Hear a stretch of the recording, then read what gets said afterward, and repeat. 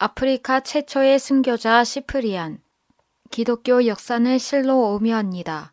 극심한 박해로 인해 순교가 절정에 이르렀을 때에는 진리가 쾌거를 이룹니다. 반면 평안하고 안정될 때 여지없이 진리는 침체되고 나아가서 왜곡되고 변질된다는 것을 교회사가 말해주고 있습니다. 참으로 수많은 순교자들의 피 어린 고군분투는 주님의 교회를 든든하게 세워갔고 정화시켜 주었습니다. 진리를 사수하는 일이 무엇보다 우선되어야 하지만 교회 안에 제도를 세우는 일도 결코 빼놓을 수 없는 중요한 일이었습니다. 터툴리안의 제자요 카르타고의 주교였던 시프리안은 처음으로 감독교회의 교리를 발전시켰습니다. 3세기의 가장 위대한 교부이자 카르타고의 감독인 시프리안을 주님은 교회 시대의 귀한 초석으로 사용하셨습니다. 출생과 그의 성장 과정. 시프리안은 AD 185년에서 200년에 부유한 귀족 가문으로 북아프리카의 카르타고에서 출생하였습니다. 어릴 때부터 이교도인 부모 밑에서 로마의 신들을 접하게 되었고 양육을 받았습니다. 그는 말에 능했고 훌륭한 그리스 교육을 비롯해 여러 학문에서도 큰일을 하도록 부분적으로는 손색 없이 준비될 수 있었습니다. 대단한 부자였기 때문에 그의 삶은 언제나 호화로웠고 화려한 생활에 길들여져 있었습니다. 더욱이 온순한 선풍가닥에 사람들로부터 오는 인기는 명예욕에 사로잡힐 정도로 강하였으며 시프리안으로 하여금 온갖 육신의 즐거움을 추구하도록 환경이 조성되었습니다. 또한 부족함 없이 성장한 배경은 오만과 방종한 삶으로 이어져 후일 복음을 받아들이기에 큰 장애가 아닐 수 없었습니다.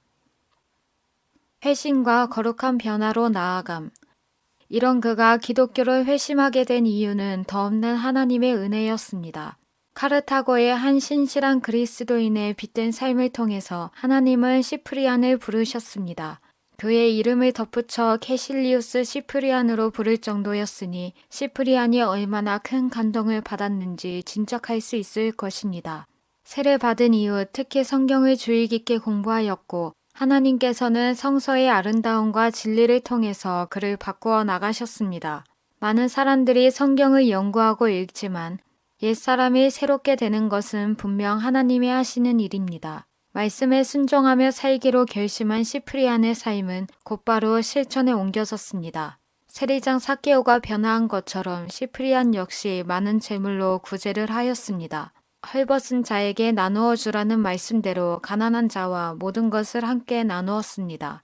복된 시프리안의 삶은 청빈을 가르쳤던 주님 말씀대로 검소하고 조용한 삶을 살았습니다. 쾌락과 즐거움에 길들여진 육신을 영적으로 개혁하는 길은 고통일 수 있지만 그곳에는 세상이 줄 수 없는 기쁨과 평안이 있었습니다. 또한 거룩으로 익어가는 내적 변화는 웅변보다 힘이 있었기에 많은 사람들에게 감명을 주었습니다. 신실하신 주님은 시프리안의 영혼을 사랑하사 남은 일생 동안 주님을 사랑하며 수도자의 삶으로 헌신하는 큰 은혜를 베풀어 주셨습니다. 이러한 인품과 덕행이 널리 알려지면서 그는 카르타고의 감독으로 추대되었습니다. 박해 속에 빚어진 신앙의 시금석. 외부에서는 박해가, 내부에서는 여러 분파 운동으로 교회는 혼란하기 이를 데 없었습니다. 감당치 못할 시험을 허락지 않으시는 하나님은 시프리안을 통해서 안팎으로 교회를 돌보셨습니다. 질서와 조직을 세우셔서 택하신 백성들을 양육하셨고 은혜로 감싸주셨습니다.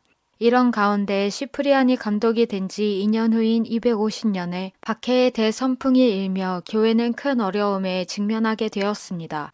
은혜를 주시고 시험을 통해서 교회를 경고케 하시는 구원의 섭리는 시대적인 상황과 어우러져 교회를 더욱 거룩하게 하셨습니다.